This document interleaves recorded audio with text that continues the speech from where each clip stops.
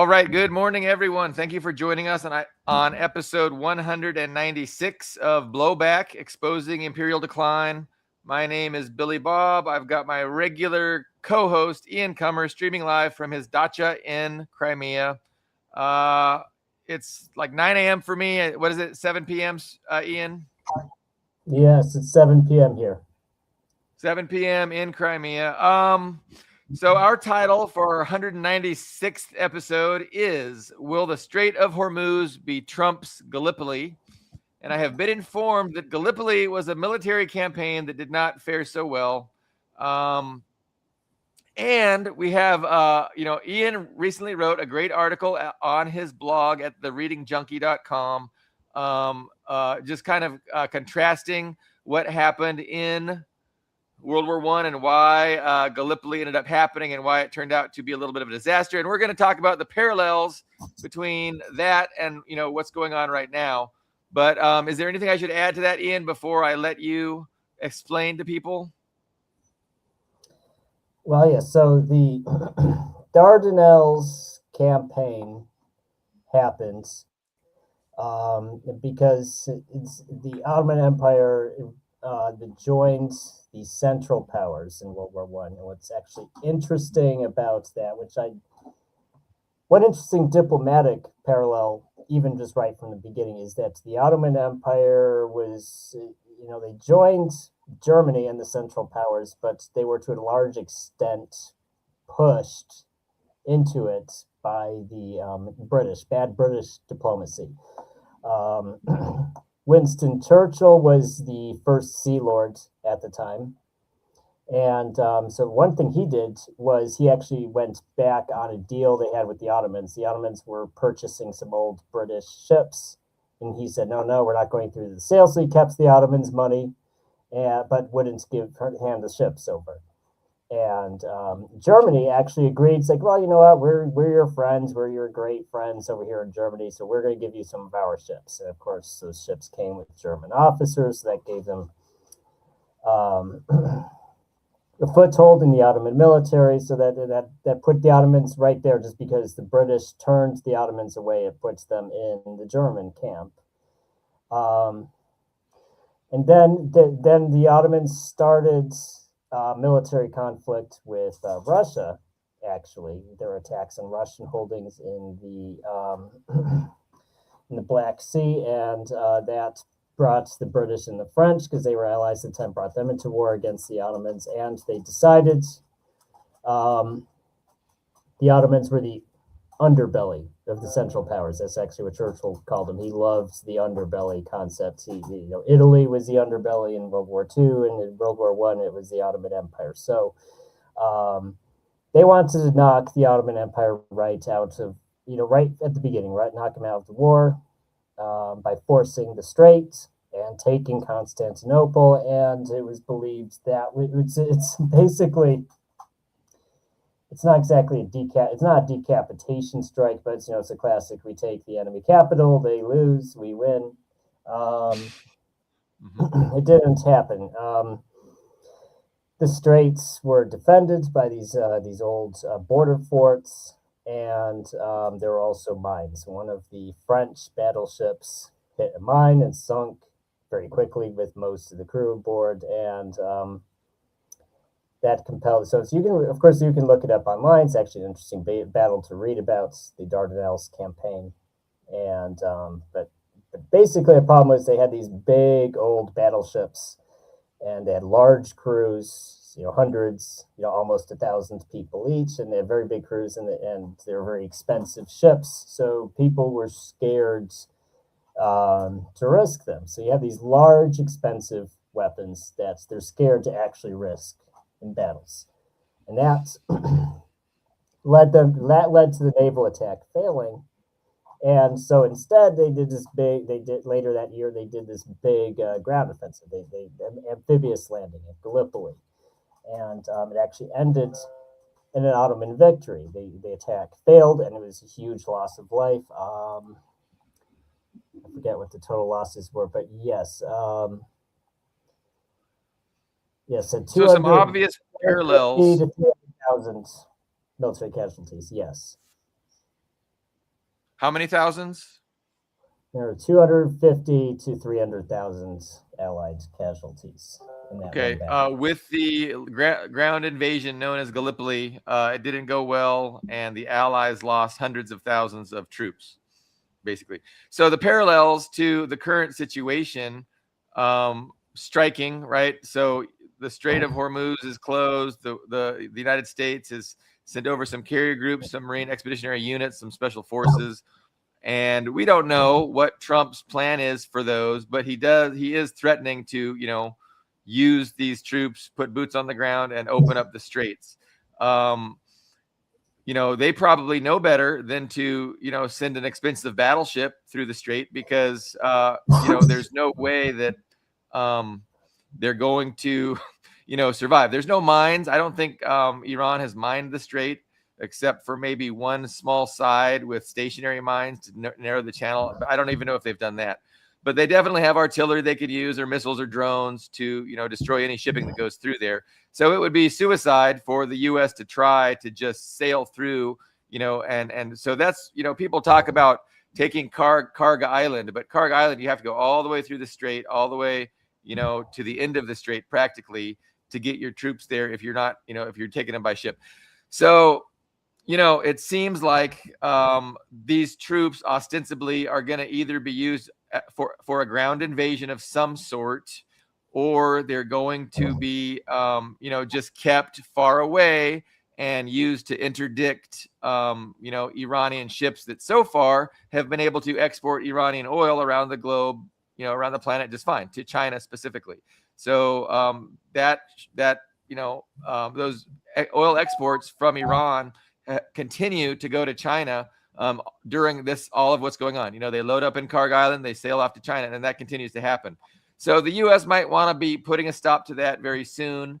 But there's a threat. They're talking about taking islands, opening up the strait by force, which ostensibly would mean using these troops, the Marine Expeditionary Units, the special forces, to occupy the coast, the Iranian coast of the Strait of Hormuz. And so most, military analysts that I have faith in and trust in, that they're not just working for the military industrial complex, that they're telling me the truth, they say that's not going to happen. There's no military, solution to opening up the straits, and it would be suicide for these special forces, Marine Expeditionary Units, to try and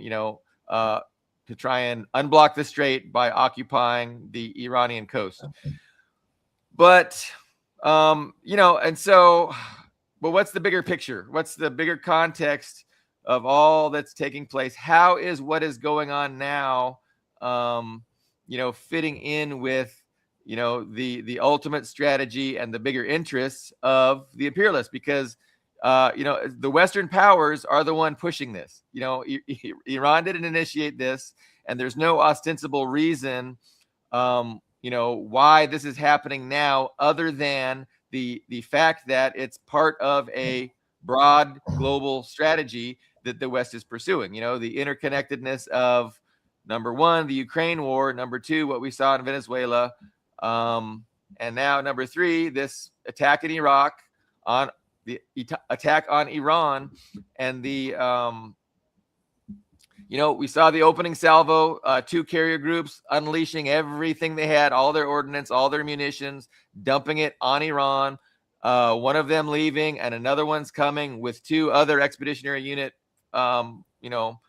aircraft carriers, and they're gonna, so they're essentially reloading. They're gonna be put in place, and then they're also gonna unload, everything they have on Iran. And then what?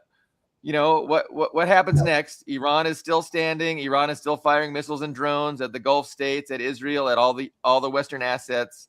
And at that point, what's the price of oil going to be? So this morning I checked, it was like $104 per barrel, which is the highest it's been ever. I mean, since this thing started.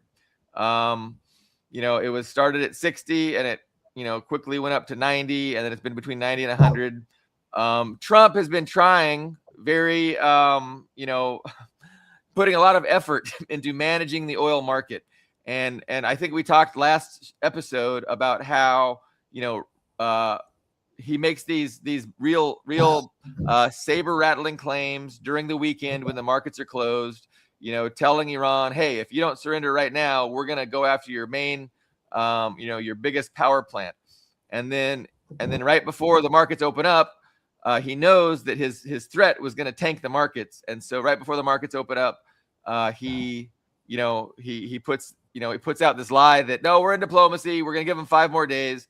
That 5 more days, of course, is going to be, once the markets close again, that 5 more days is up. But he's actually changed that, and now it's been 10 days. So he's trying to buy time. He's trying to make the markets calm.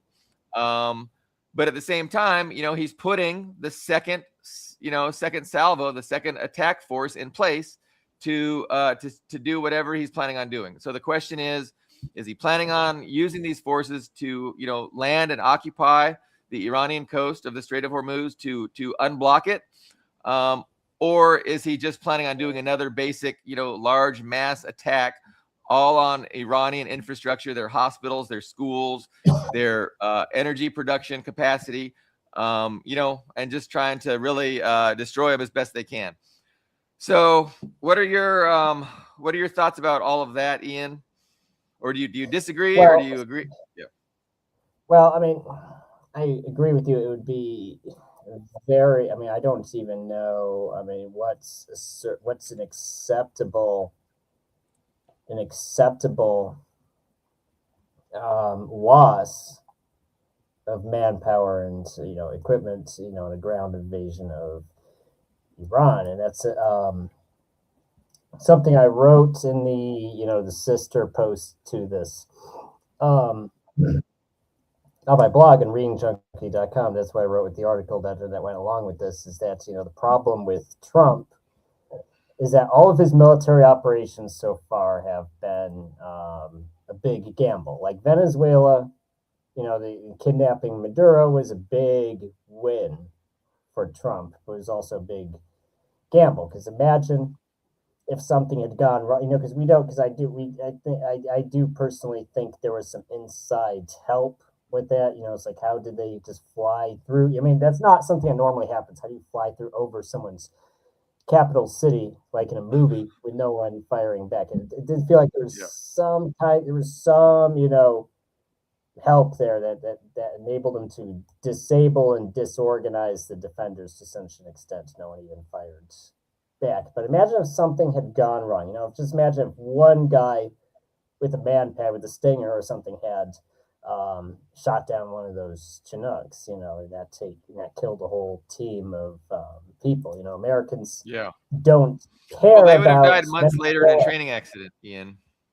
Well, I mean, there's limits to that, especially if it's caught in video. I mean, imagine just a helicopter. I mean, no one, because that's the problem. Americans don't care about Venezuela. They don't care about Maduro. So if that had not been a bloodless operation, let's say, 10 or even 10 Americans had died in that, people ask, why did 10 or 20 American servicemen die to kidnap this guy we don't care about in this country? We don't care about, if for a drug war that we don't care about, for, an oil embargo war that we don't care about, it would just be an outrage. Be black. Definitely a risk. There was a risk involved. I mean, he mitigated a lot of the risk, by, like you said, probably having inside people, probably understanding all they had to deal with was the 30, Cubans. And so they probably had more than enough to deal with that. But yeah, still a risk, but a much lower risk than what's going on with Iran is the point. And so the problem is that I don't think Trump realizes these are big risks. Like, he's just in his echo chamber surrounded by these advisors. And he's, by the way, seems like he's driven away or killed the sensible people like Charlie Kirk, was kind of one of Trump's right-hand men. He wasn't, a military strategist, obviously, but he's one of his top media guys. Yeah. Who is very, obviously his whole reputation is being very pro-Israel, but even Charlie Kirk was like, this is kind of crazy. And he was kind of getting turned off by the whole Israel thing and, war in the Middle East thing.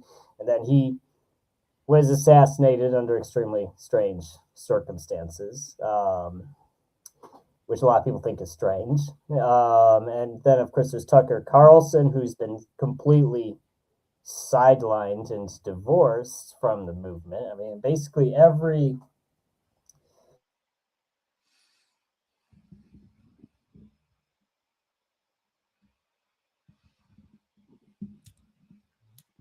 Well, you're frozen, and the minute I mention you're frozen, you usually unfreeze. Yeah, no, that's too bad. Usually you freeze for just a second and then you're back. But right now we can't hear you and you're frozen. But so I think you're making the point that in the preparation, for this, there you are. Are you able to continue your? Okay. So yeah, in the preparation for this big operation against Iran, it's totally believable that they, got rid of what's his name, Charlie Kirk, because he would have been a media giant, in opposition to what's going on. And they didn't want that headache. They didn't want him, messing with the minds of all these young people and turning them against this pro-Israel thing. So, Ian, yeah, I had to kind of take over and reinforce your point.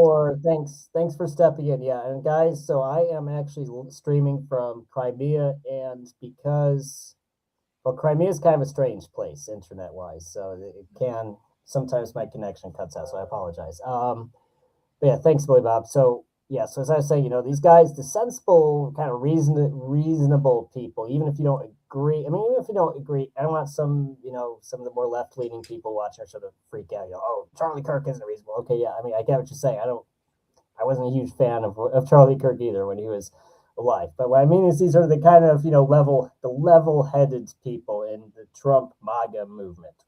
We're pushed away from Trump, and all that's left are these hardcore fanatic, the worst people. Levin, Lindsey Graham, just the worst. Ben Shapiro, this is the worst, most war hawkish people, or chicken hawkish people you can imagine, are all that's left around Trump, and they put him in this echo chamber. So he's not even. So that's the big problem. Is he's not even aware. I don't think he's even aware that even his successful operations, like in Venezuela, came with a lot of risk. So now he's jumped into the deep end of the pool with Iran, and it's not going the way he wanted. And he feels like, I think Trump feels like he got suckered into this because no one told him that Iran could threaten U.S. assets like this. No one told him they could completely cut off the strait while letting their own guys through, their own ships through, their own friendly ships through, while cutting ours out, and destabilize the whole global market like this, or destroy our radars. I mean, I think Trump is just as blindsided as anyone else in this. That's that's one perspective. Let me offer a counter perspective, but no, it's plausible too, and we're just speculating. I mean, one plausible counter perspective is that Trump understood that ideally Iran will surrender, and the United States will put in a government that just controls Iranian oil. Like, that would be the best case scenario, for the Western imperialists. And the degree to which Trump thought that was actually likely is really up for debate. Like, there's no telling if Trump, really believed that or not. But I think it's highly plausible that Trump was prepared that, even in the case that the best case scenario doesn't pan out, it's still going to be necessary to do because of the larger, geostrategic picture.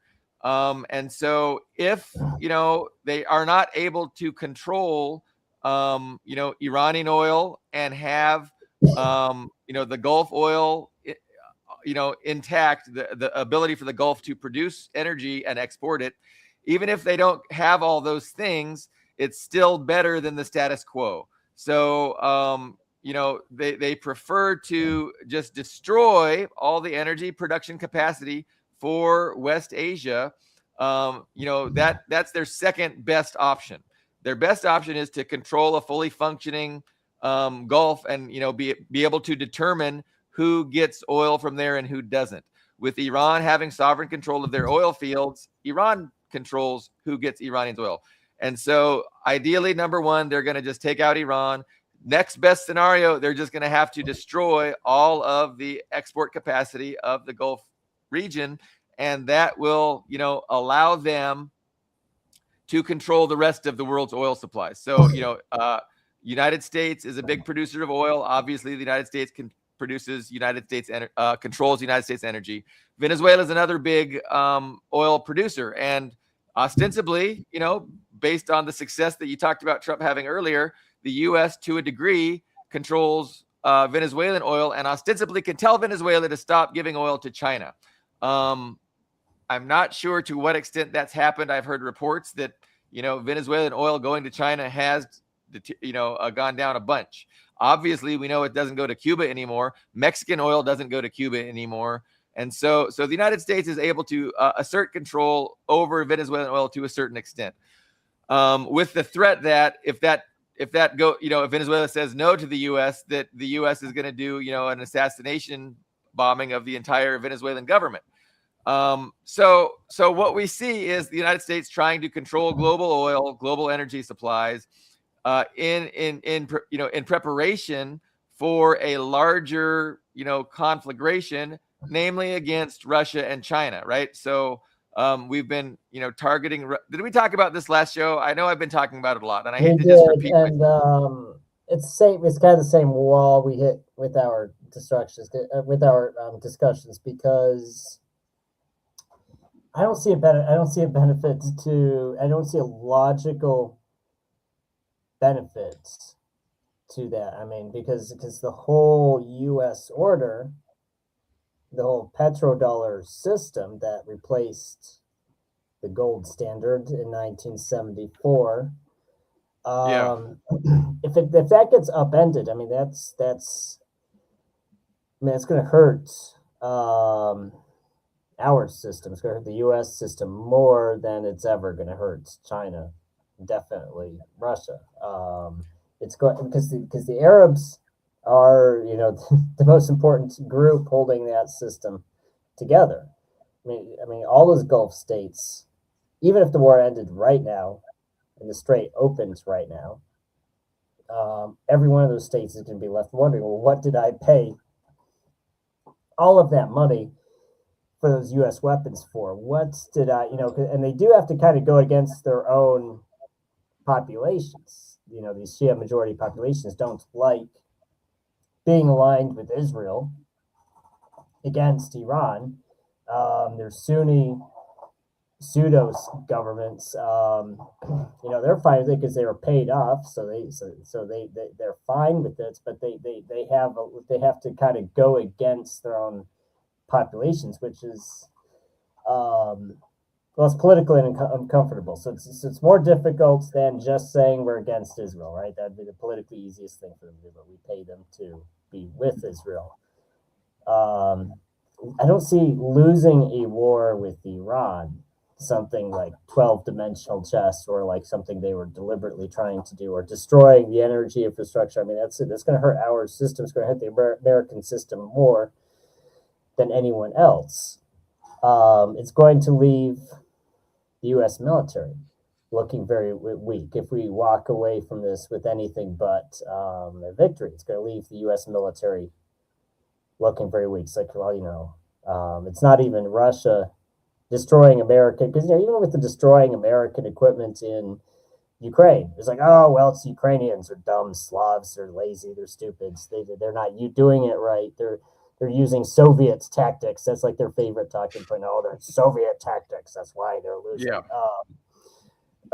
But there's going to be no excuse here, because it's the American military, and it's not even Russia or China that's at least like a nuclear power. It's against Iran, which is, a Middle Eastern country, which we look down on even more than China or Russia, these Asiatic Russians.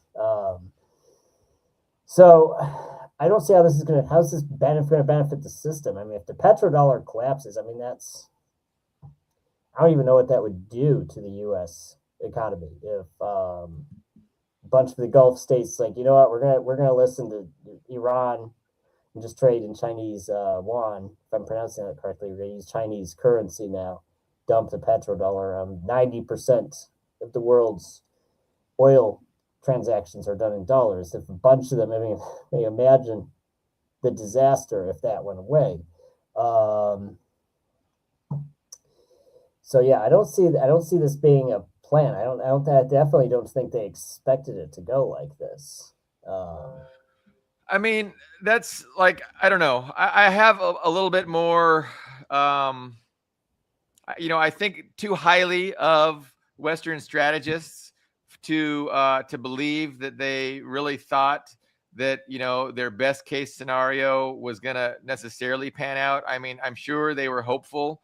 They were optimistic that Iran would fold, but, they had to have, understood that, what they were, the plans that they were implementing to get Iran would not have necessarily resulted in the best case scenario. And so they had to have planned for contingencies, and they had to have said that what's happening now was definitely something that is acceptable and worth the initial the initiation of the strategy.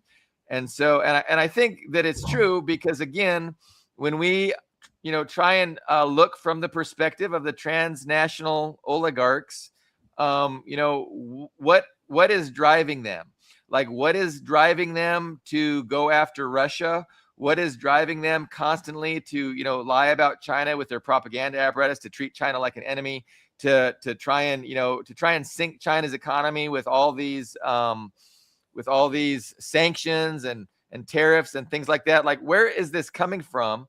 And where it's coming from is the reality of a transnational Western global elite who are, worried about their, wealth, power, and privilege, on a global scale, being displaced by a growing powerful Iran, a growing powerful Russia, and a growing powerful China.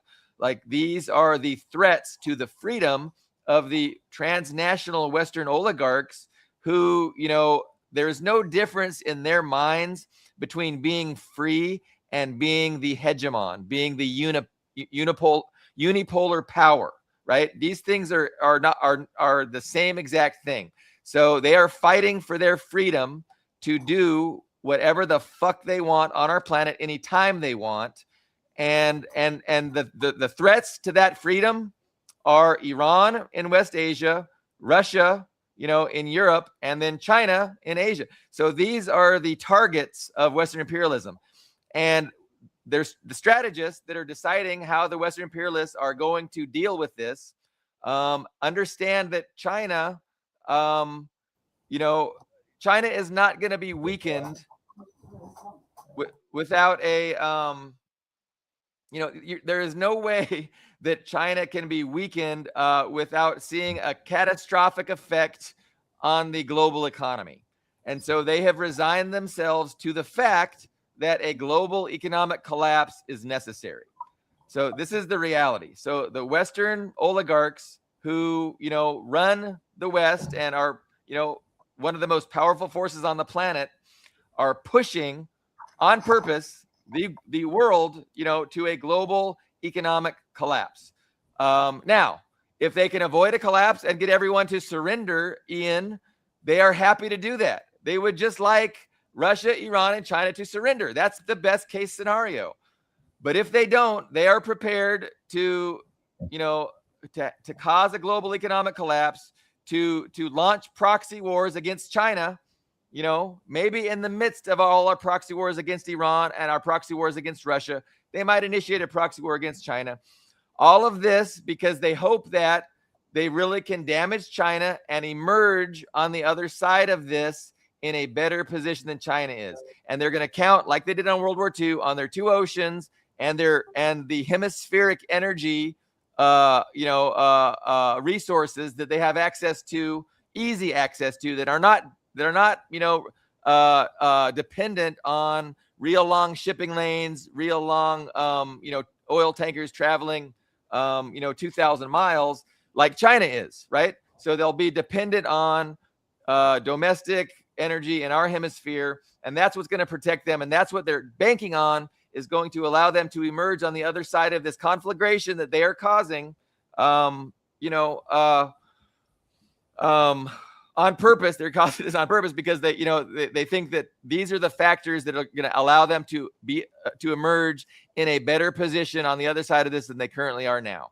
And they see that the trajectory that is going on now is not beneficial for them, and that if they don't do this soon, they're going to be screwed. And so this is the context within which what we see going on in Iran. And you're asking yourself, well, I don't see how this benefits the West. Like, how does it benefit the West to crash the global economy? And so I'm making the alternative case. I'm saying, you misunderstand what their interests are. You misunderstand how they perceive reality. You think that they care about the well-being of the people in the United States. You think they care about the well-being of Westerners. Well, they don't. They care about, their class, and they care about the wealth, power, and privilege that their class is able to, wield and maintain.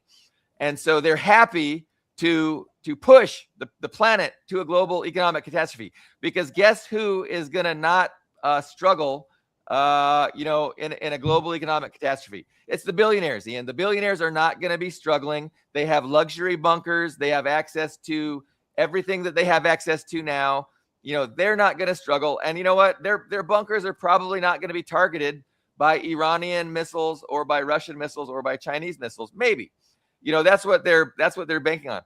So we'll see, Ian, if I'm correct. Time will tell. I expect that, we will see an initiation of an energy embargo against China. We'll see a proxy war, start rolling out against China, in the same way. They'll start small and they'll just escalate it. But I think we saw what's going on with Russia and Ukraine. The same thing is happening with Iran. I don't see any end in sight with that.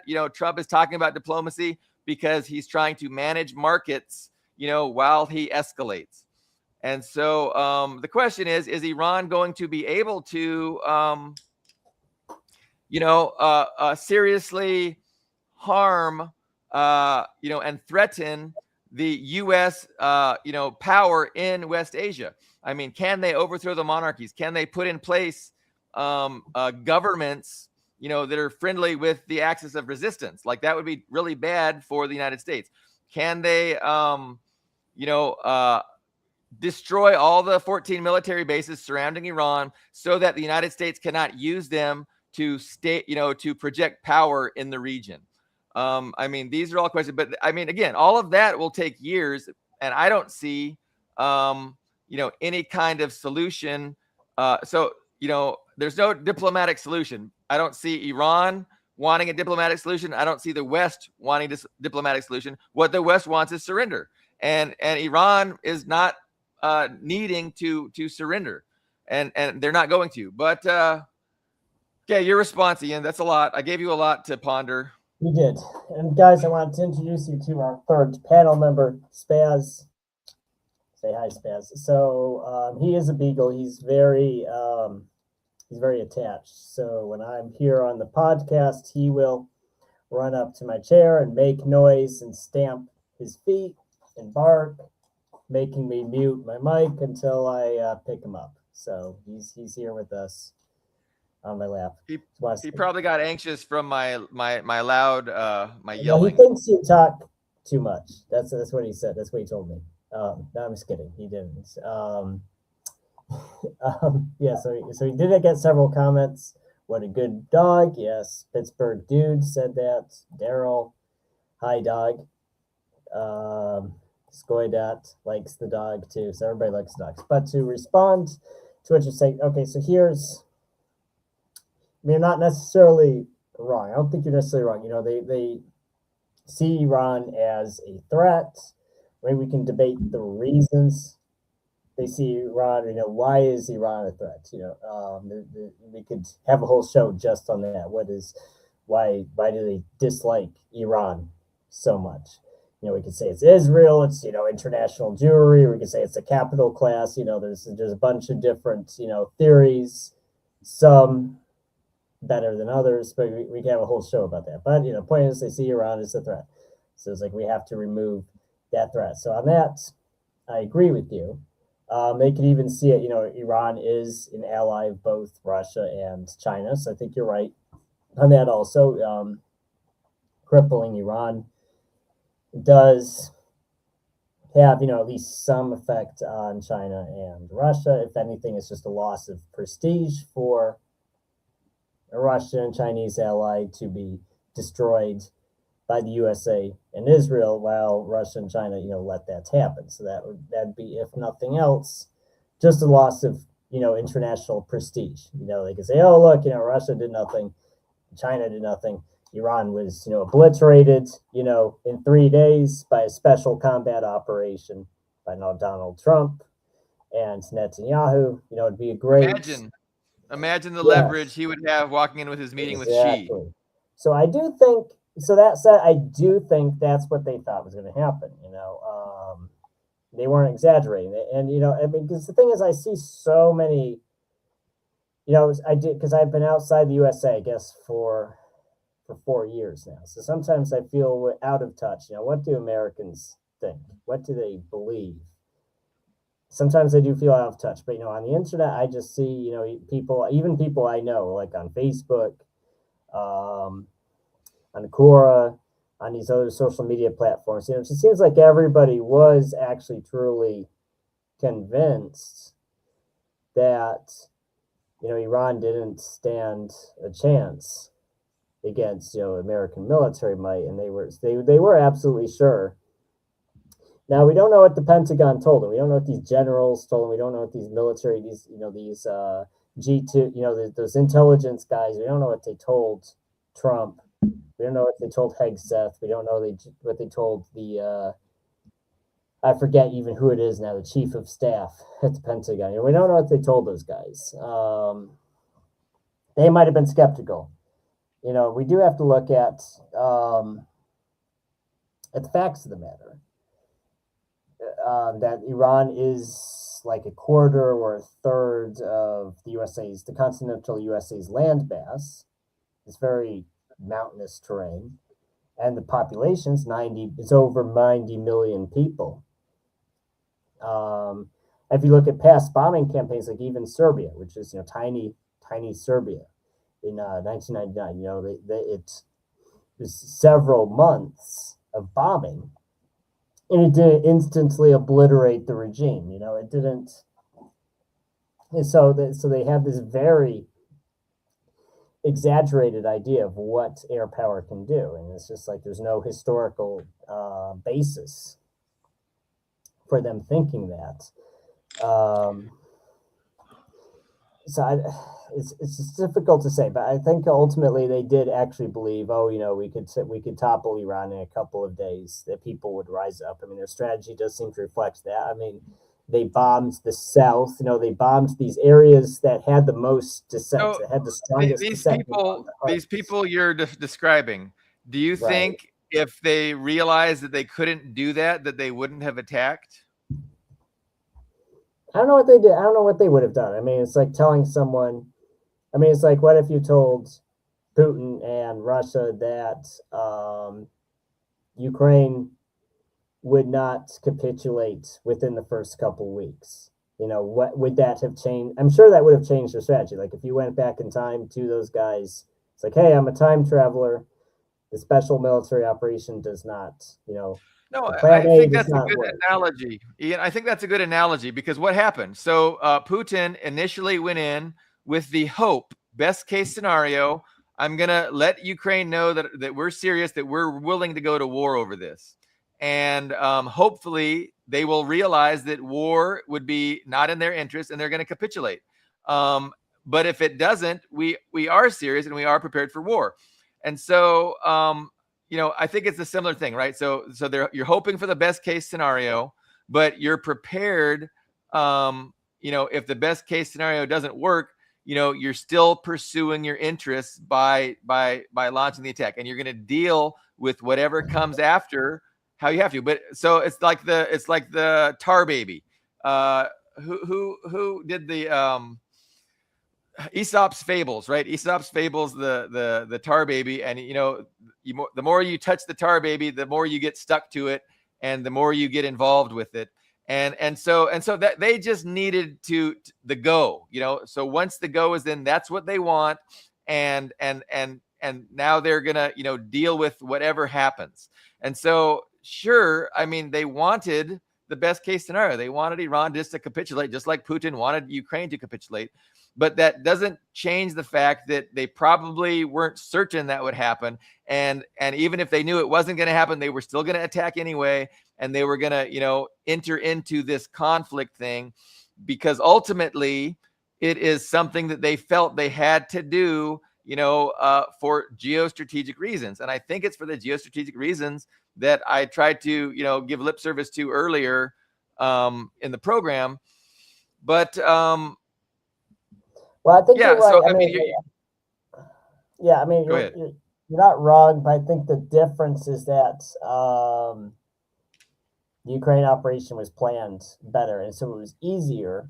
I mean, yeah, so there were definitely, especially in that first 6 months, there were mistakes that I'm sure made. I'm sure there were things they wish they could go back and change if they could. But it was still planned out enough that they could go to plan B to plan C fairly smoothly. But the problem what we're seeing in Iran is it was so badly planned. It was so badly planned. I mean, it's just, I don't think they even, I mean, it's just like there is no plan B, there's no plan C.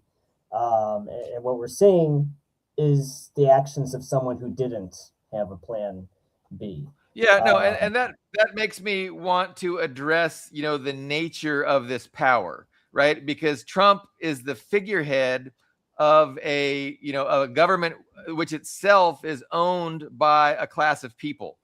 And so, I think you might be right. Like, Trump might have been manipulated into doing this and given promises that it's that it's going to work out better than it has worked out.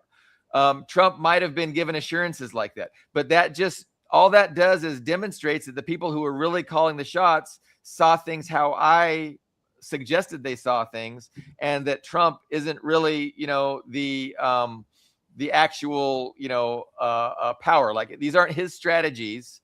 He's not rolling out his plan for global domination. Like, these are plans that have been think tanked for decades. And, you have the entire intelligent apparatus of the transnational oligarchs, figuring out how to do things. And so if they, figured that they needed to manipulate Trump into, initiating the contact with this tar baby, just because they know once the contact is initiated, it's, you're stuck and there's no going back after that. You've crossed the Rubicon, the die is cast, the dogs of war have been unleashed. There's no putting them back. And that's what they wanted Trump to do. And so whether or not Trump was given assurances that it all work easily and fine, that is inconsequential, really. I mean, as far as, understanding what's going on. And so, I think that the actual powers that be are happy that this is happening. Obviously, they don't want Iran to be strong. They want Iran to be easily defeated.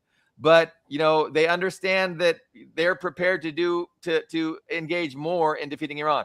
And again, I go back to the point that they are prepared to crash the global economy if necessary. And it is going to be necessary to harm China, to contain China, to defeat China, to reduce China, to weaken China. You cannot do that without having a global economic collapse, because China is integral to the global economic economy. They're the number one trading partner of almost all the countries in the world. Over 150 of the less than 200 countries that we have, China is the number one trading partner. They're the manufacturer of the world. So you're not going to harm them and their economy without causing a global economic collapse. And so would they like Iran just to surrender? Yes. But the fact is that they're prepared to adjust their strategy, and do whatever it takes to, to be in a position where they can control that oil and keep China from accessing the energy that they need. And so I think that's really the window of opportunity. We've talked about this before.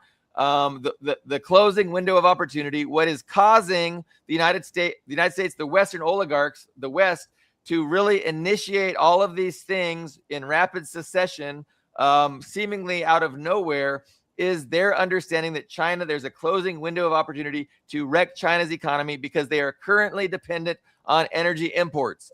And that dependency is closing fast. China is developing nuclear capacity. They're increasing their renewable energies.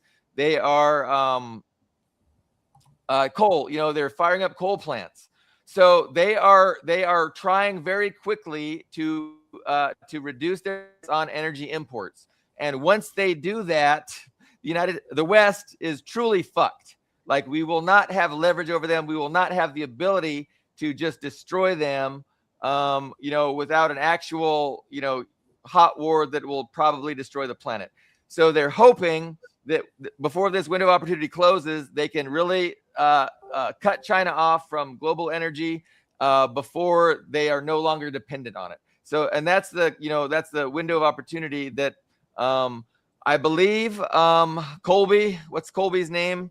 The main anti-China hawk in the Trump administration, who's written a lot on this, and the think tanks who have written a lot on this, is this closing window of opportunity. So again, if they have to, temporarily, take all of West Asian oil energy exports offline, which is what they're doing, in order to be able to go after China's economy, they're willing to do that.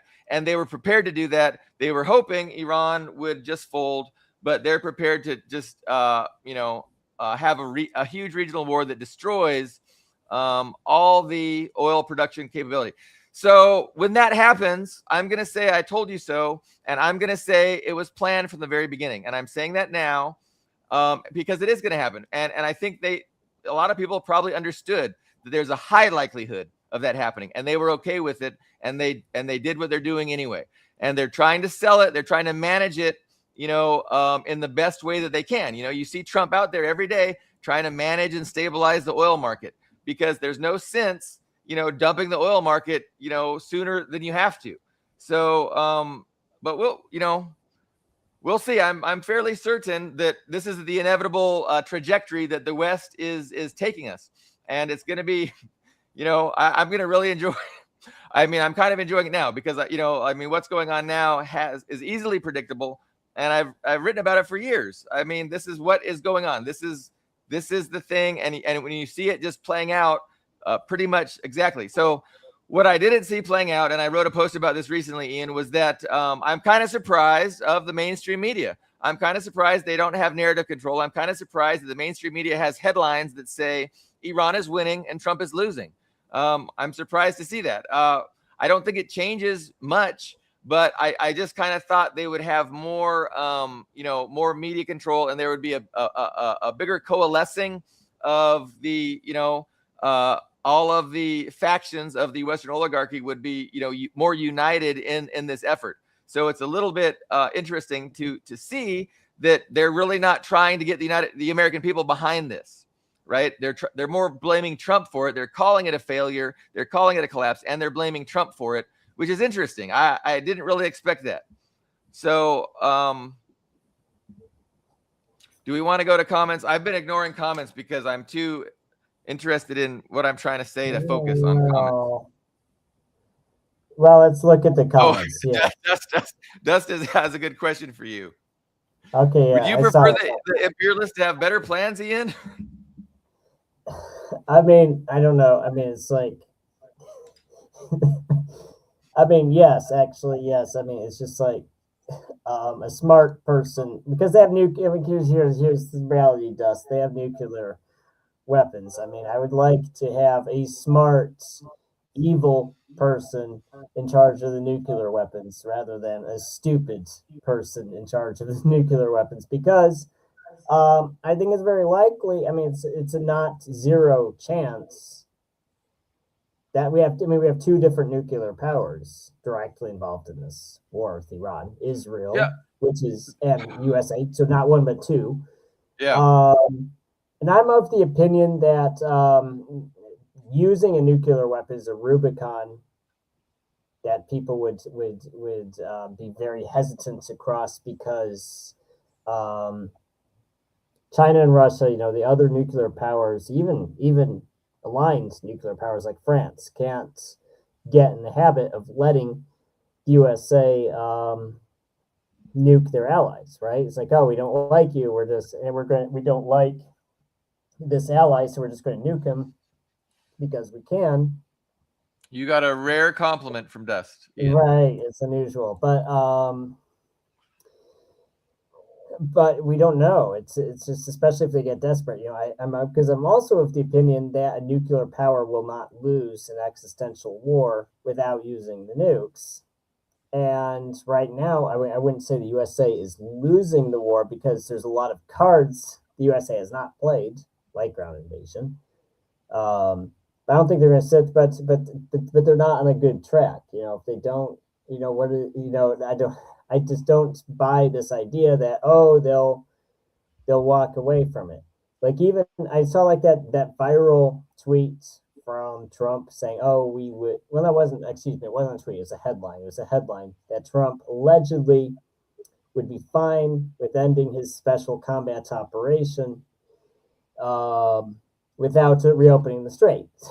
Well, that's nice. I'm sure that does good things for oil prices for Trump to reportedly say that, but I don't see it happening, because that would be just such a huge disaster for American prestige.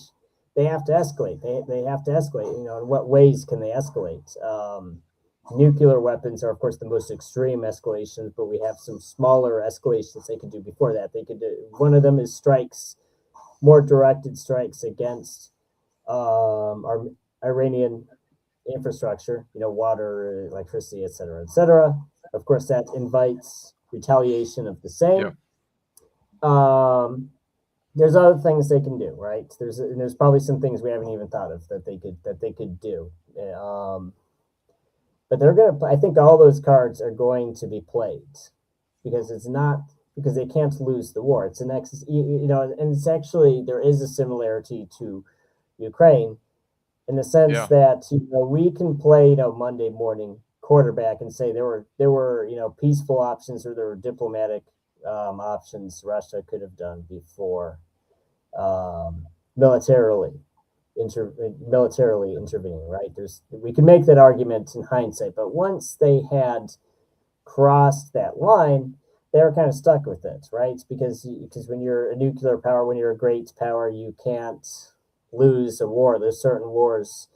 It would have been the collapse of Russian government. Disaster. It would have collapsed. It would probably collapse. Yes. So they're stuck with it. I think with Iran, it's the same thing, because especially because we look at it, it's just so ridiculous. Especially because Iran literally just wanted to reinstate the Obama nuclear deal. And they had the fatwa, they had the religious edict against nuclear weapons development, and that sort of just looking, it's like, why did it's so ridiculous. But no, and I mean, that war, now that they're in a war, the USA has to win. They can't duck out of the war without winning, and I think that's a very serious crisis for us all, because the USA's nuclear weapons, Israel's nuclear weapons, they have all this military force. They haven't even begun to apply yet. It's like, how far are they going to go? And I'm making the argument that there's not a limit to how far they would go, because it's like, at this point, it's existential. Yeah, and I mean, I think what I wanted to say from the very beginning of your commentary is that the United States must. I mean, I shouldn't say the United States. The transnational Western oligarchy must see themselves in a very difficult position. They must be desperate. This is a result of desperation, and why is it desperate? Because you don't when you open this Pandora's box, you don't control what happens, and you can't stop. You literally cannot stop the high probability that Iran can produce nuclear weapons and use those nuclear weapons against Israel. And so the question is how how what is the adjective? How much in of a catastrophe do you think your situation is to risk, because you're risking it, to risk Israel getting hit with nuclear weapons? And so yeah, and again, I think we have to understand things from the perspective of the class of transnational pedophilic billionaire oligarchs, right? It's like these are the people that are driving the strategy, and these are the people whose interests are being pursued, right? So if you think in liberal terms about a national United States interest, you're not going to know what the fuck is going on. Nothing is going to make sense to you unless you understand, that there's a class dynamic that is driving these events, and it has nothing to do with the quote unquote national interest of the United States. Like, these are the nonsensical lies and justifications that are dreamt up by the oligarch class, disseminated by their propaganda apparatus, to get stupid people to go along with them. But the reality behind all that is that it's power politics and it's class politics. And the Western oligarchy they perceive themselves to be in such a desperate, the word I couldn't think of earlier, desperate situation, that they're willing to risk all of their proxies and vassals, Ukraine, Israel, the Gulf states. They're putting all these things on the table in a gamble, that they're going to be able to come out, they're going to be able to cause this conflagration and come out the other side in a better position than they currently are in.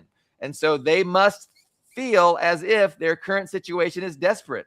There is no other explanation for why they would do what they are doing, and having this high probability that in one of the 27 or 37 underground missile factories, missile cities in Iran, that they're going to develop some nuclear weapons. And obviously, if Israel uses nuclear weapons against Iran is a big fucking country. Israel's tiny. 4 or 5 nuclear weapons will forever destroy Israel, whereas Iran can absorb that shit. So, again, it points to an existential threat from on behalf of the transnational Western oligarchs who are pushing all of this. If they're willing to be so desperate to engage in this kind of thing that they really can't control. Now, they're hoping they can control it. They're hoping to have an easy victory. They're hoping Iran folds. They're hoping that, China ends up being no stronger than Venezuela, right? You just land some helicopters, you grab Xi and you pull them, and China's been taught a lesson. Like, that's the best case scenario. But I don't think a lot of people really, the people that are devising these plans and implementing these plans really think that that's probable. I think they're prepared. They are prepared for a global economic catastrophe, and I agree with you. They're prepared to cross the nuclear threshold. They're prepared to cross, that red line and probably use nuclear weapons against Iran. And they're probably prepared to see the entirety of West Asia get destroyed, because number one, the oligarchs themselves are going to be just fine in their luxury bunkers. And we, as the United States, the economy here, we're not dependent on West Asian energy exports. The global economy is, but we're not. And so we're changing the global system. We're destroying the interconnectivity of the global economy, and we're understanding that we don't need it. The United States itself does not need the global economy. Like, the idea is everybody else is going to get harmed far worse than the United States is. If all of West Asian oil and energy goes offline, like, it's going to affect others and not us. So Trump just tweeted, I was reading this morning on Telegram. Trump is like, hey, you guys can buy oil from us, or you can fend for yourselves. This is the new normal. So that's a paraphrase. He didn't say it's a new normal. He did say fend for yourselves is a direct quote, and he did say you can buy oil from us. So again, it's not a catastrophe. It's an expected outcome. It is a strategic expected outcome from the perspective of the people who have been planning this, that all of West Asian oil is, all of West Asian energy production is going to go offline. So, and again, none of this is going to happen unless they feel themselves to be in a desperate situation. And I really think they are. I'm going to assume that Dust's good point to you was to me. Make me feel good about myself. Ian, you're frozen again. That's all right. So I am repeating myself. I'm harping on the same thing over and over. And I think that's so big. That's so big. I think it's important, to focus on the big picture and on, the reality of a transnational Western oligarchy that uses governments and uses states to further its transnational oligarchic interests, to the detriment and in opposition to the interests of humanity, of all of us. And so if people understood that, things would make more sense. And I understand, Dust. I get that. I was making a joke. Thank you.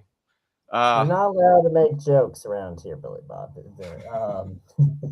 But no, I mean, I don't know. It's just, it is. I mean, it's just hard to imagine anybody. I mean, who? It makes more sense. I mean, it literally makes more sense if they go. It's Israel is it's Israel pulling the strings. Even the most far right, Jews control everything. Conspiracy theory makes more sense than thinking, oh well, it's the capital class wanting to destroy the world economy. Because I just don't think he maybe. I mean, do you understand how? Not even just for the regular people. I mean, I know they don't care about the regular people. They see how devastating that'd be for oil companies, for agriculture, for manufacturing, for basically any industry. If the Middle East, what's the advertising slogan? What's the slogan to sell it? Short-term pain for long-term gain, Ian. Long-term gain will be the unrivaled unipolar power throughout the rest of the 21st century. We'll have subdued China. We'll have subdued Russia. We'll have total reign, total freedom over the planet. Like that's what they're pursuing. And but yeah, no. Look, go ahead. I mean, let's look at it from the Israeli perspective for a moment. I mean, let's just cut out the USA for a minute. Just look at it from the Israeli perspective, from the Zionist perspective. I mean, don't you think there is a lot of desperation in that camp right now? Because global opinion has, in the last 20 years, but the last 5 years especially, turned on them. In the USA, yeah, for the first time since, I guess, the 1970s, the majority opinion's against them. And literally every American demographic groups except white, middle-aged and elderly, like over 50, Christian, Republican voting white males are basically the only group left that they have a majority of support in. If we wait another 10 years, I don't think even AIPAC is going to help them, because it's just like everybody who likes Israel is dead. If basically everybody who likes Israel is old and dead, they're not going to get no matter how much influence they have. If just everybody who likes you died already, they're not going to get those billions of dollars. They're not going to get the unconditional military support. They're not going to get all that. They're not going to get it anymore. Don't you think it's logical from that perspective to say, well, guess what? We have maybe at most 5 years of support from the USA left. We need to use that to defeat Iran, which is our main regional enemy, and creates Greater Israel. Doesn't that make sense from that perspective, what they're doing right now? Well, I think certainly people think in those terms. I think there's people out there thinking those thoughts. I don't think those people are driving events. I don't think those people are calling the shots. I think people out there that think like that exist. You They're don't think Israel first people. you don't think Zionists are driving in Israel. You don't think they're the dominant power in Israel. I think I think that it's the same people that control the United States control Israel. And I don't think it's an ethnicity. I don't think it's a religion. I think it's a class, right? So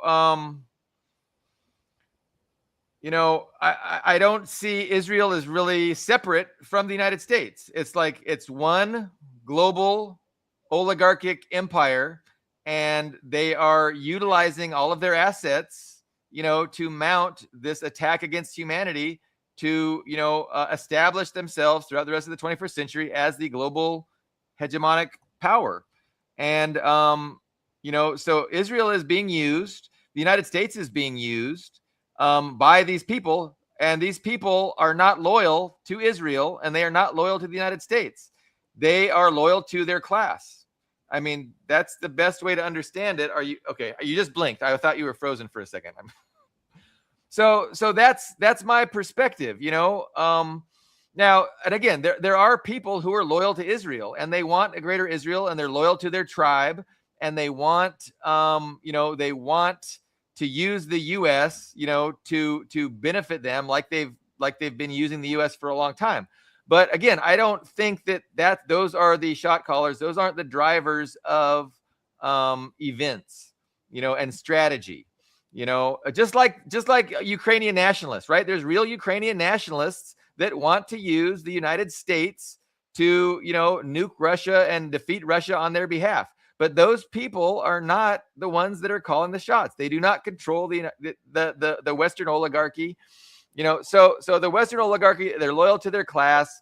They use these nation states as proxies to further their class interests. And any other perspective, I think, is fundamentally flawed insofar as it ignores that reality and it focuses solely on nation states and national interests and all these concepts that really are meaningless when we talk about the reality of class and oppositional class interests and class struggle and class war, which is what's going on. I say that this effort by the Western oligarch elite and their empire and all of their vassals and the United States to subdue the rest of the world, to maintain themselves and establish themselves as the global hegemon. That is how the class struggle manifests itself today.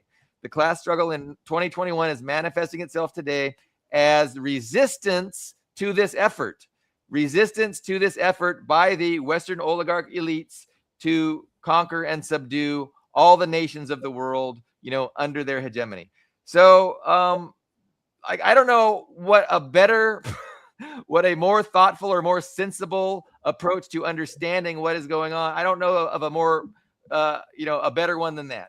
And so, in fact, I'm very disparaging of people who want to talk about, Israel has occupied the United States and it's getting the United States to do what it wants. Like, that is just so ineffective and unappealing and nonsensical as an explanation. What if we asked, what if we asked just in private, like not even as a journalist, just like in private, it's like maybe as a friend, as a drinking buddy.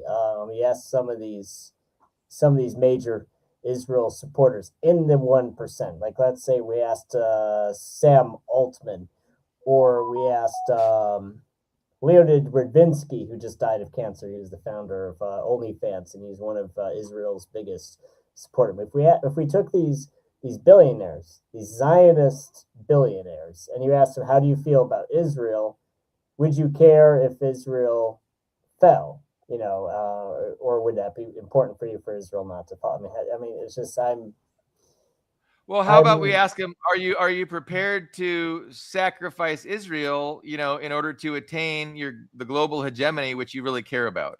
And again, you just rebuild it.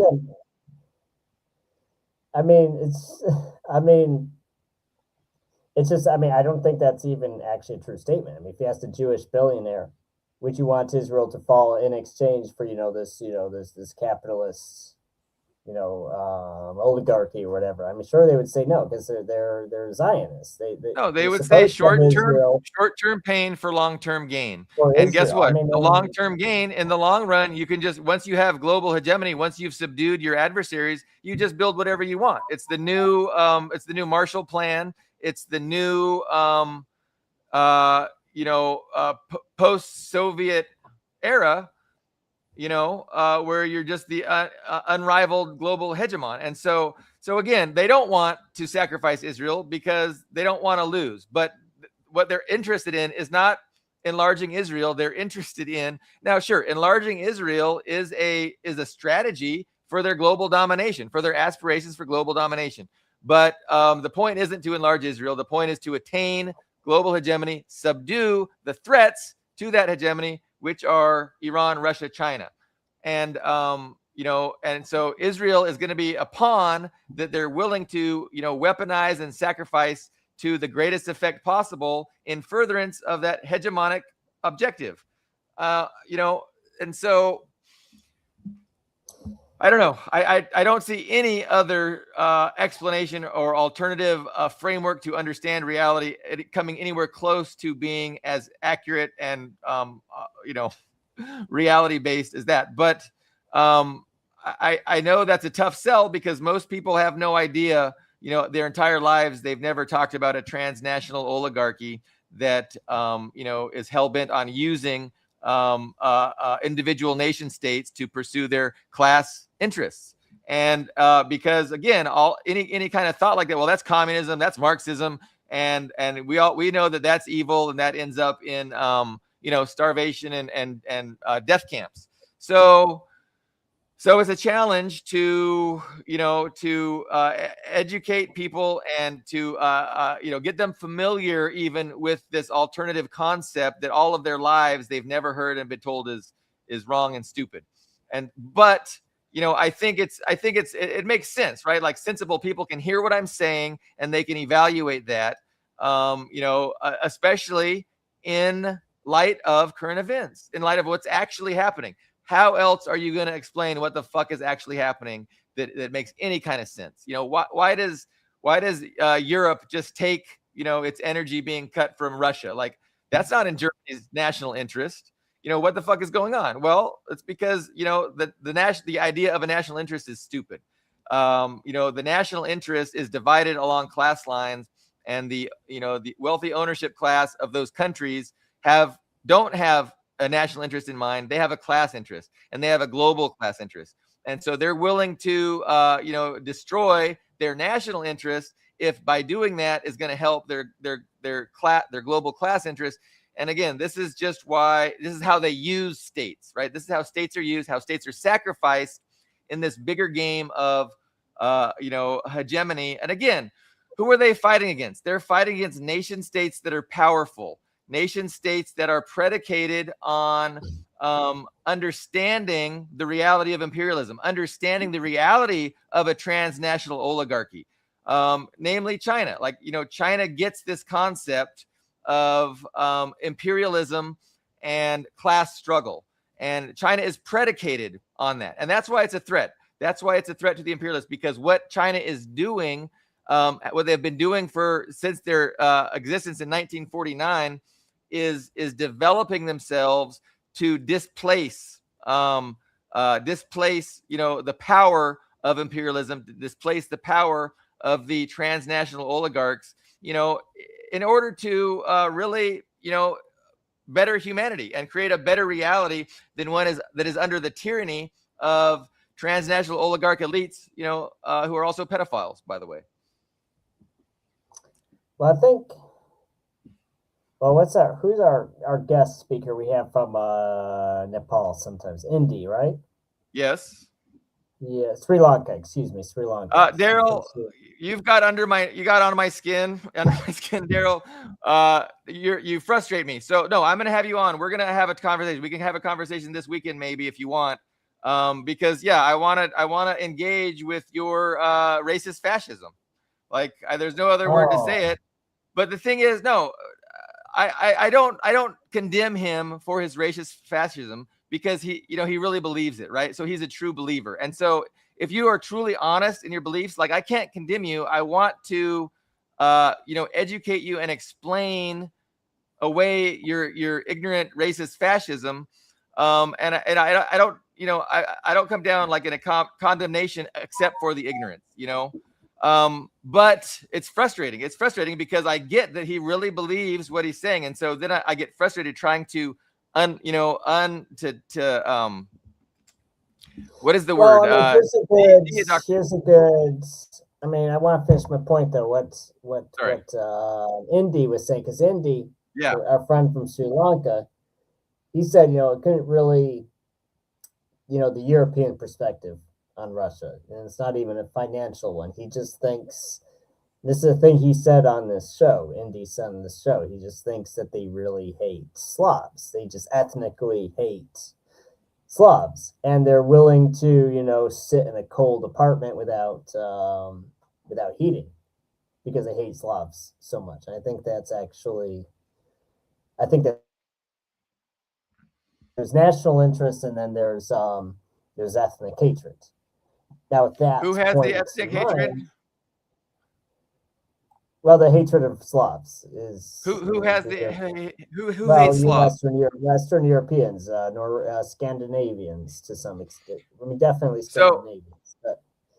So I'm just to clarify. I mean, so you've already gone. You're already rejecting my paradigm of a transnational oligarchic elite that is, pursuing its transnational oligarch class interests, and you're going back. Hold on, Ian.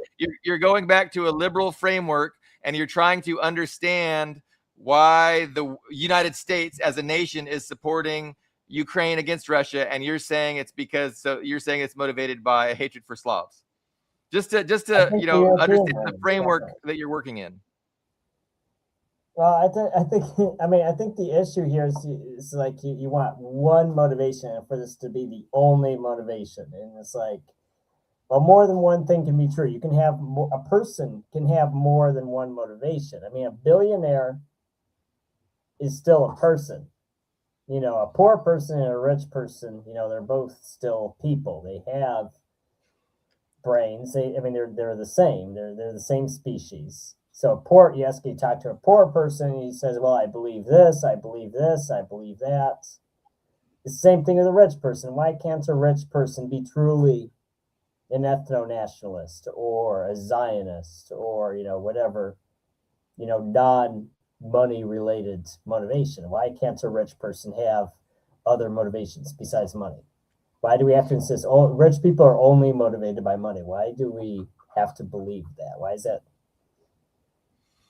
Well, so I'm not sure I understand your question. I'm providing a comprehensive framework and explaining events within that framework, and I'm trying to understand what you're saying in response. Because so it sounds like you're rejecting my framework, that the primary objective of all of this is hegemonic global domination over the world, and to subdue these intransigent nations who have sovereignty.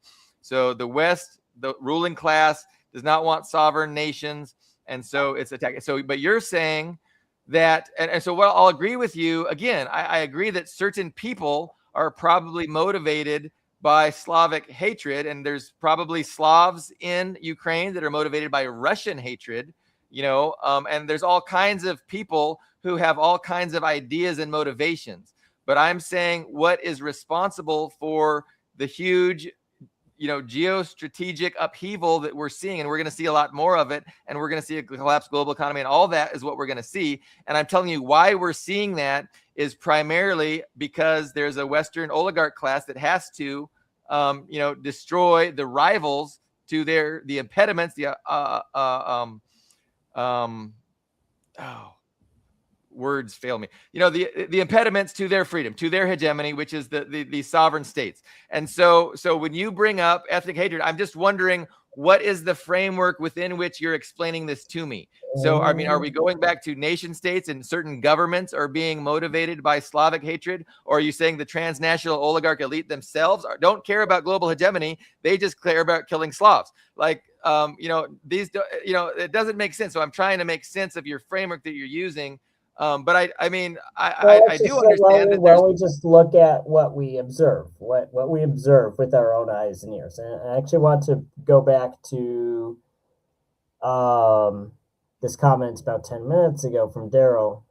I think this sums it up good. So he basically says you get more flack for calling America Zog, Zionist occupied government, than you do calling it a billionaire oligarchy. And I think this comment's true. I mean, you can go on an American campus and say, I'm a Marxist Leninist. I like the Soviet Union. I could wave a hammer and sickle.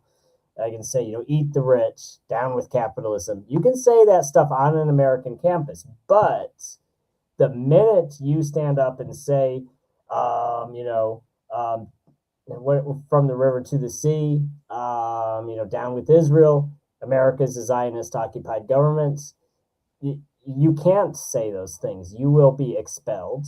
You'll be put. I mean, that's what happens to even the the pro-Palestine. Those people. I mean, most of those students. I mean, God bless their hearts. Most of those students who protested in favor of Palestine were leftists.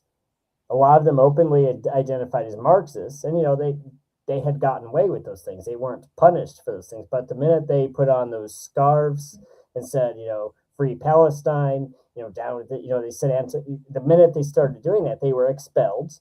They were put on do not, like the billionaires, the Jewish billionaires, made a do not hire list. Those people are permanently blacklisted from ever being hired in any major corporation in the USA because they participated in a free Palestine movement. I mean, cannot we not say there's some ethno-nationalism going on here?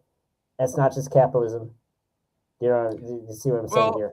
I mean, you're making the same point over and over again, and I'm responding with the same point over and over again, which is, there's, all kinds of people have all kinds of ideas, and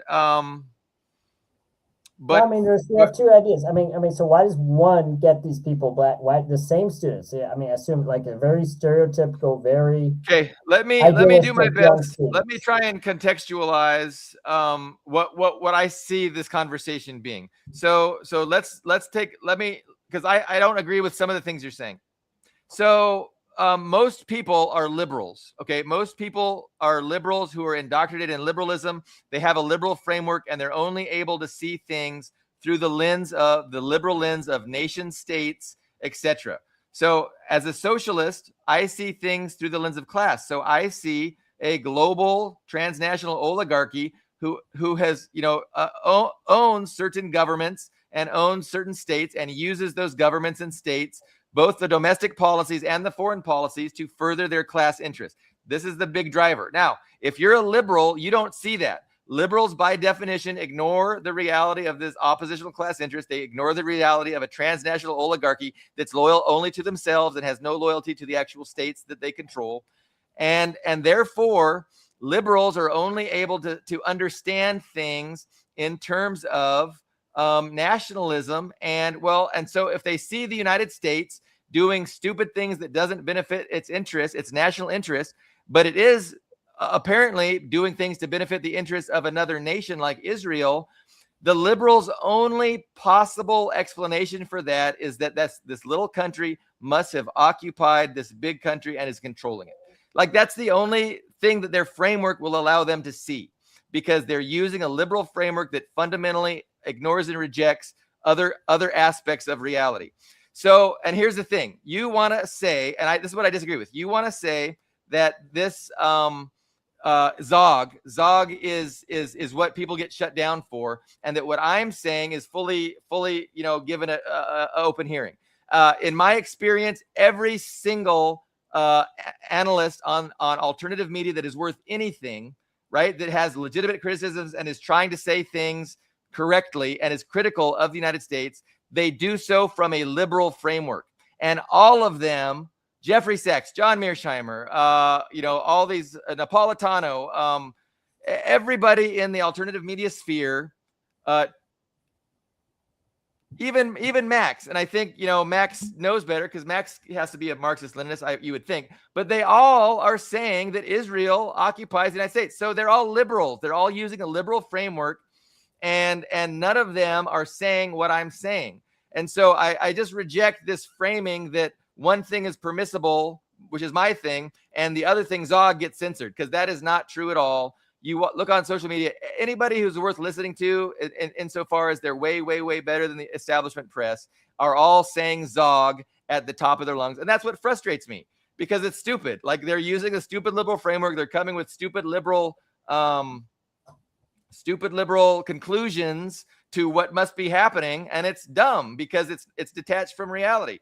So, again, you can only understand things when you reject liberalism. You understand class struggle. You understand that the ruling class, the ownership class, has no loyalty to any state. They're loyal to their class, and they are doing things. They're happy to sacrifice individual states, Europe, Russia, Ukraine, if it benefits their ultimate class objective of attaining global hegemony and destroying their enemies.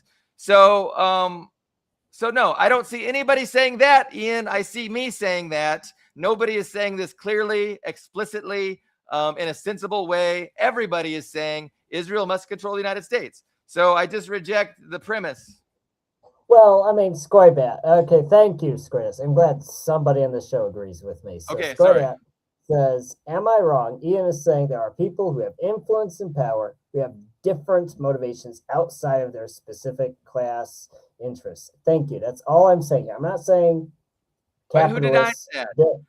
I've already agreed with that a couple times, Ian, and it doesn't contradict anything I'm saying. I agree that what you're saying is true, but it's not a rebuttal to anything I'm saying. It certainly doesn't contradict anything I'm saying. Okay. People have individual interests. Ukrainians, want the United States to destroy Russia for Ukraine. They want greater Ukraine. They want Russia broken up into 1,000 pieces. They want Ukraine highly enlarged. A lot of people in Israel want the same thing. There's some Ukrainian people in the United States government who want that too. There's some Israelis in the United States government who want that. But that is not the driver of what is going on. So, the overarching driver of what is going on is what I've been explaining, over and over. And I don't want to belabor the point. I don't want to explain it more time. You're not belaboring the point. Maybe there's just a misunderstanding. I mean, because people who are in favor of NATO and U.S. hegemony will make a similar argument as Marxist-Leninists who are big on, class purity. That is just class interests. It's motivating the empire. They both, because when I asked, these very, NATO-oriented, these very Pax Americana-oriented people, I asked them, well, isn't it possible for these other groups like Cuban Gusanos or Poles or Israelis, isn't it possible for these groups to come to America and influence American politics in bad ways for the USA? And they say, no, it's not happening. Well, I think it is happening. I think it's not just a Jew thing. It is a Jew thing when it pertains to Israel and the Middle East, but there are Poles, there are Cubans, there are Iranians who come to the USA. They're this single issue group, this block of voters who are single issue. That's the only issue they care about. And they focus all of their energy and money and fundraising, et cetera, to lobby for that specific thing. So I don't think, even when you remove, Israel and Jews from the debate, just in general principle, isn't it? I mean, you can actually have something working against U.S. interests. Even if you're just a capitalist, you're like, I want what's best for me as a U.S.-centered capitalist, what's best for me. Well, you can have these groups that are pushing for things that are against the USA's capitalist interests, because they're motivated by that particular thing. That's like their main motivation. So you have people saying we have to attack Iran, we have to attack Iran. You have people from Eastern Europe arguing we have to attack Russia, we have to attack Russia. You have these Japanese and maybe Filipino or Indonesian people who come to the USA and say you have to contain China, you have to contain China. So you have all these different groups and they're all pushing for something like that, but it's not just a capitalist conspiracy. There's not like this capitalist hive mind saying this is the central plan for everything, if that makes sense. So yeah, no, if you'll let me address that. I mean, so I think the United States is the headquarters, right? The United States is the headquarters of the global, Western oligarch class. And they're the headquarters because of the economic and military power of the United States. And so, and there's an intelligentsia, there's a strategy component of the oligarch class that exists in the United States and develops, plans and strategies. And it works to form a consensus about how to proceed, about how to move forward, with, the interests and threats and challenges that are being faced on the planet by the oligarchy.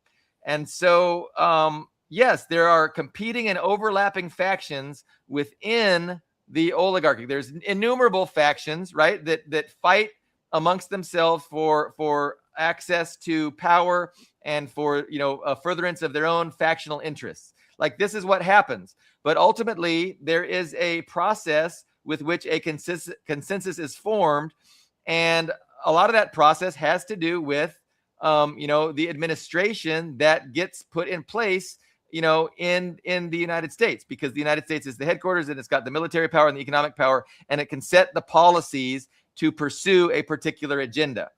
And so again, I don't see the idea that there's individual lobby groups and there's individual factions as that's part of the reality. Again, it doesn't it's not a contradiction though to what I'm saying. It's an elaboration of the reality. Reality is complex, and there's you can't explain the totality of reality in a few sentences.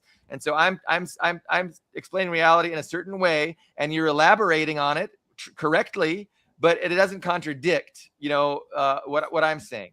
So exactly how the consensus is developed, exactly how they end up deciding what actual policies. But here's the thing: if you have individual, and we know this, right? If you have individual factions who are ruining and are waging war mightily against the consensus strategy, against the consensus project, they will not hesitate to destroy those factions. So if the Cuban gusanos in the United States started doing something that goes against the consensus interest of the ruling oligarchy, they would be dealt with.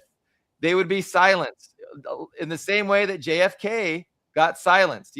So once the consensus is made, once the consensus is pursuing its objectives, any threat to that, even if it's from within their own an oligarch faction, is going to be dealt with. And they're going to deal with it, in any number of ways. Lead poisoning, like JFK, just telling them, hey, threatening. They could just threaten them to, hey, knock it off. We're done. So this is just the reality of class governance. And the same thing is true if you have a working class dictatorship. The same thing is true if you have a it's a problem, because it is difficult to get everybody on the same page, and eventually you're going to have to you can't let a small minority get in the way of the objectives of the majority. And so this is just the reality of reality.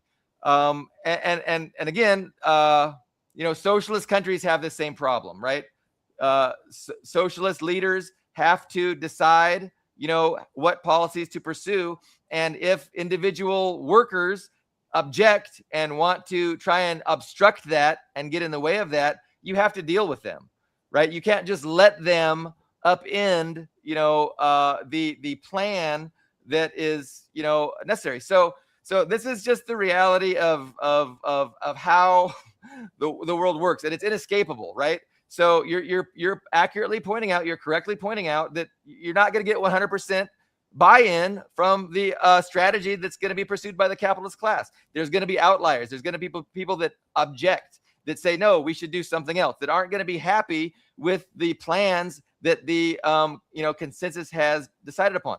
And guess what? If those minority factions are able to network and get a majority, you'll have an interclass conflict, and they're going to go to war with each other.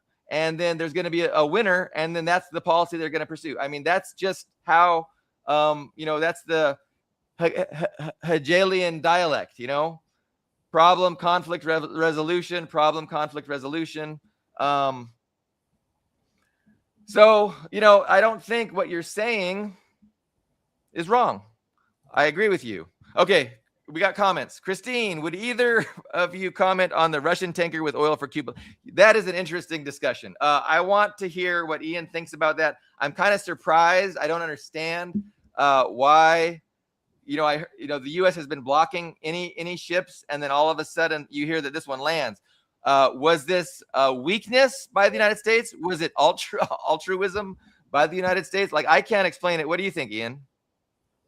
It's very strange, yes, because there were actually two tankers, and there was one tanker with natural gas that diverted, changed course. That tanker changed course, and that just seemed like the end of the discussion. Okay, Trump and the U.S. Navy threatened those tankers. Russia backed down.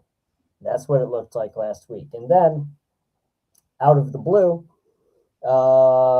the second tanker, which had the oil, actually successfully made it to Cuba. It was a 180, and I think Daryl's comment's probably the correct one. Back toward you. I think there was some discussion that happened, and there have been other confrontations. There have been Russian flagged tankers seized in the past. So we can't. So I'd say the final answer is we don't know. Something happened.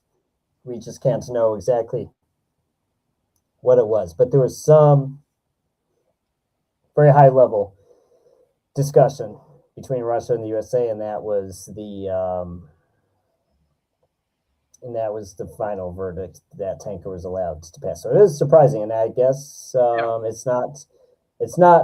it's not going to solve Cuba's problems because it's a country of 10 million people.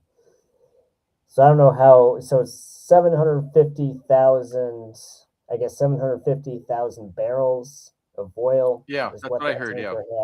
Right. So I don't know how long that's going to last. So maybe a month, a couple months. I don't know how long that's going to last. It's not a trivial amount, but it's just at the end of the day, it's just one tanker. So I wish we were able to know, what the deal was or why the United States did not force that, militarily force that tanker to leave. I'm not sure what the calculation was. I wish we did, but we don't. But what we do know with certainty is that the United States, and really, again, owned by the transnational oligarchy, has been waging a war against the people of Cuba, ever since the people of Cuba overthrew the brutal despotic dictator that the West had, put in place in charge of Cuba. And so, we've been at war against that country ever since. We've been sanctioning them, embargoing them. And it needs to be made clear that sanctions and that embargo is not just the U.S. The U.S. goes after any state or any political entity that tries to do business with Cuba. And so it's really a global embargo against Cuba with very few exceptions. There are exceptions, very few exceptions. And it's cost the little island of Cuba billions and billions and billions of dollars, throughout the time that it's been going on. And yet people in Cuba are still far better off than their neighbors who have had no embargo. And to me, again, this just proves the superiority of socialism to capitalism, because Cuba would be far worse, even with the embargo, if not for the revolution. So Haiti, Dominican Republic, even Jamaica is not doing that well. And, you look at life expectancy in Cuba, you look at education, you look at, healthcare, all these things are really good despite this brutal blockade. So, but Trump is just really escalating it. he is showing how evil he is, and then the people of Russia are, of course, showing how not evil they are by trying to alleviate the suffering, that's being afflicted by the United States at the behest of the transnational oligarchy that owns them. Ian, we're an hour and 40 minutes. I don't know how much longer we want to go. Have the last word because I need to. Skoidat's accusing you. Oh, maybe I'm just being too generous, Ian, because I'm used to being aligned with his position. Well, I don't know if I have a particularly cemented position right now. I just make observations. I'm not moored to any particular position right now, so I'll maybe that's the best description of me right now. So Dust says Code Pink organized hundreds of thousands of dollars worth of aid to Cuba, and a near 200 plus people delegation visit to Cuba, and more to come. So yes, and I think that's actually a very effective tactic. And I say this as someone who left the USA and went to Russia. People get so, I mean, I don't even have words to describe how mad people get that an American went to Russia. Even if it's just not moving to Cuba, just visiting, quote unquote bad countries. So I'm not even telling you have to move to a different country. Just visiting a different country and being public about it is a good thing, and it makes these people furious. It's actually so satisfying to see how furious these people get. Like when you visit, like I saw, I don't remember who it was, but there was some streamer who came to Cuba and posted about it, and I saw that post today, and people were getting so mad. It's just because that's their main talking point. It's like, oh well, if you love communism so much, you love socialism or whatever so good, why don't you go there? And so when you do actually go there, and you find that the regime didn't kill you on the spot for going there. It's great. It's just great to go to Cuba and say, hey, look, it's just normal people. And they're sacrificing tremendously, and I feel so bad, and I hope that they don't feel like they have to do something that Venezuela did. I think Venezuela was really threatened. I can't really condemn Venezuela for capitulating. It sucks. Again, it shows the evilness of the United States. But who am I to demand that Venezuela just sacrifice and go to war and all the government get assassinated? Like, I'm not going to condemn them for not doing that. And I'm not going to condemn the Cuban people if they say, hey, enough is enough. We can't hold out. We're in the same hemisphere as these motherfuckers. They're too powerful. Like, I really, the people of Cuba deserve a lot of credit for holding out. And I hope they can continue to, because their future is bright, because, the United States isn't collapsed, but the United States can destroy them. And I think, they can threaten them with destruction. And, so we'll see how that goes. I hope they don't come to an agreement like Venezuela did, but it's possible. It's great for Dust to point to the organizations, that are doing legitimate good work. And even if they're coming from a liberal framework, even if they don't understand the transnational oligarchy, even if they want to blame Israel for all the world's problems, if they can do good and they can, resist and spread awareness and resist, what the United States is doing, which is really the global international ultranational oligarchy. Anyway, but yeah, Medea Benjamin at Code Pink, she's always being accused of being a Chinese front group, which is funny because, of course, anybody that resists the United States effort to destroy China and have a global conflagration, World War III, and a total global economic collapse has to be working for China. A Chinese agent, yes. Yeah, there's no other way around it. Ian, we're going to reconvene on Friday. I have a lot to say. There's probably going to be a lot of new news to come on Friday. Check out Ian's blog. Read his most recent article on this topic of, comparing the Strait of Hormuz with really comparing World War I with what we're seeing early on in World War III. It's an interesting article. Anything else, sir, before we depart? No, it's a good ending note. Okay. Thanks for listening. Thanks for joining us. We had a lot of live viewers. We had a lot of great comments. So thank you, everyone. Spread the word about the global international oligarchy that just controls states and uses them for their purposes. That is the appropriate framework to understand reality. And no, Israel has not captured the United States, is not using the United States to further its interests. That's not the big picture. That is not the big picture. On that note, we'll see everyone Friday. Thank you. Bye.